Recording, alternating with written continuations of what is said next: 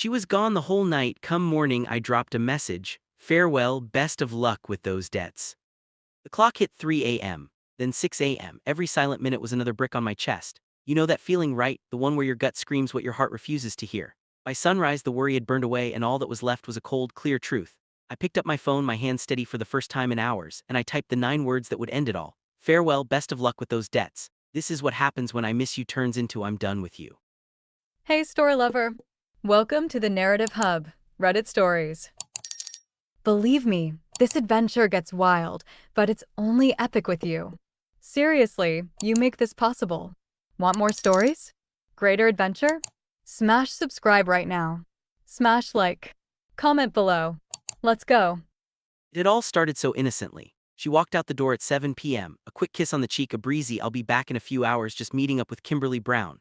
I didn't think twice. Why would I? We had a rhythm, a life built on the quiet hum of predictability. I made dinner, watched a movie, and by 10 p.m. I started to wonder. By 11 p.m. a sliver of annoyance crept in. A simple text, "Hey, everything okay?" went unanswered, delivered but not read.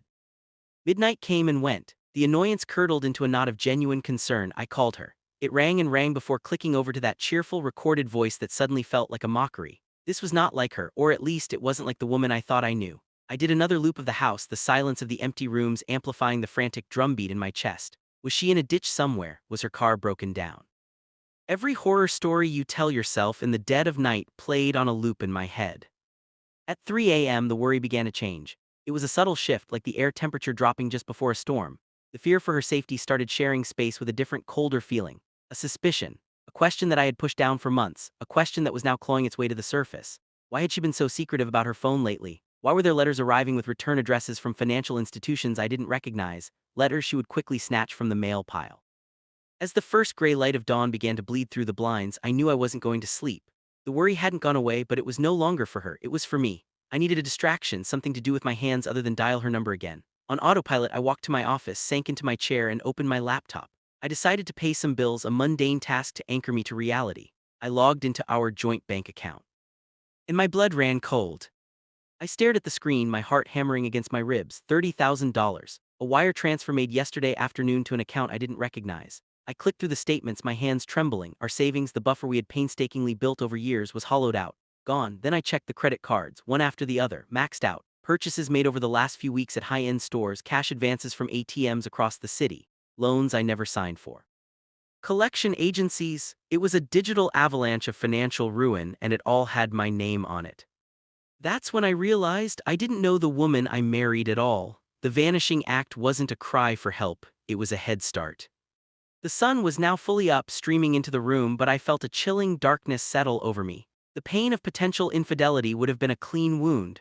This was a cancer, a calculated betrayal that had been growing in the dark for months, maybe years. She hadn't just stepped out for the night, she had orchestrated a demolition, my demolition.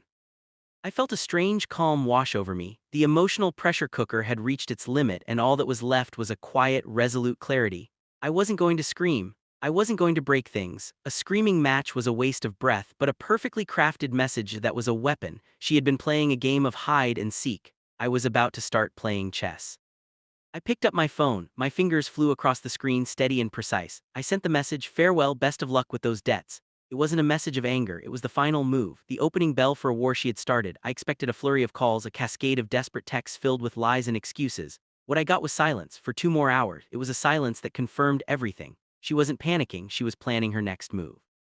Then my phone buzzed, a single message from her. It wasn't an apology, it wasn't an explanation, it was a threat. "You think you're so smart, you have no idea what you've just done." That was when the real hunt began. I was no longer a worried partner, I was a forensic investigator in the wreckage of my own life. I started with her laptop, which she'd carelessly left behind. It was password protected, of course, but after years together I knew her patterns. Her mother's birthday, our anniversary, the name of her childhood pet, the third try I was in. What I found was a carefully constructed second life. Hidden folders, deleted emails that were still in the trash bin, a separate spreadsheet meticulously tracking her web of deceit. It wasn't just personal debt. She had been siphoning money for months, using my excellent credit score to open new lines of credit, forging my signature on loan applications.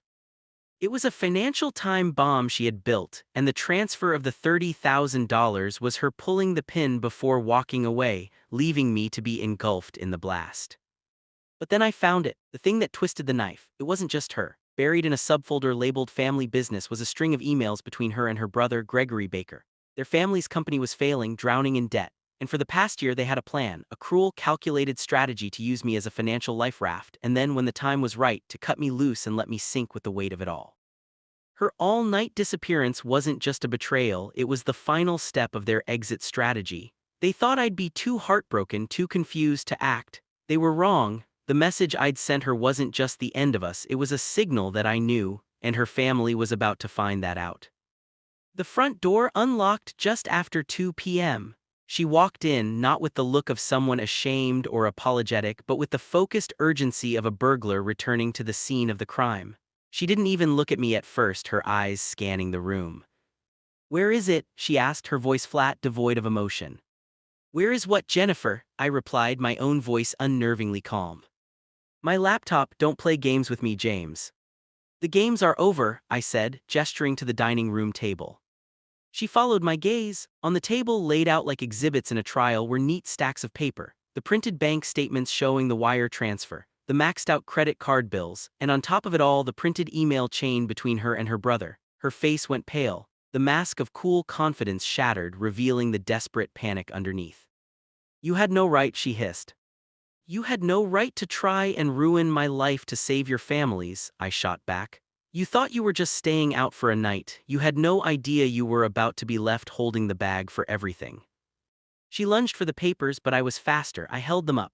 "It's too late." I spent the morning making calls. The first was to a lawyer. The second was to the fraud departments of every bank and credit card company you used. I reported every single charge, every single loan as fraudulent. I sent them copies of these emails. They have your name, your brother's name. They know it was you. The color drained completely from her face. She finally understood. My message wasn't an emotional plea, it was a declaration. It was the legal maneuver that officially transferred sole ownership of their financial nightmare directly onto her and her family. I had turned her personal disaster into a strategic checkmate. "You can't do this," she whispered, the fight draining out of her. "I can," I said, my voice cold as ice. "You made your choice when you didn't come home last night. You counted on me being a fool. You counted on me being heartbroken. You didn't count on me being smart." I watched as the full weight of the consequences crashed down on her. The years of legal battles, the destroyed credit, the potential criminal charges. Her new freedom came with a price tag she would never be able to afford. She stood there for a long moment, her expression a mixture of hatred and utter defeat. Then, without another word, she turned and walked out of my house and out of my life forever. The silence that night, the one filled with worry and dread, was the loudest sound I'd ever heard. It was the sound of my old life ending. But the silence that followed after she was gone for good, that was the sound of my new life beginning. A life free of debt, free of lies, and finally free of her.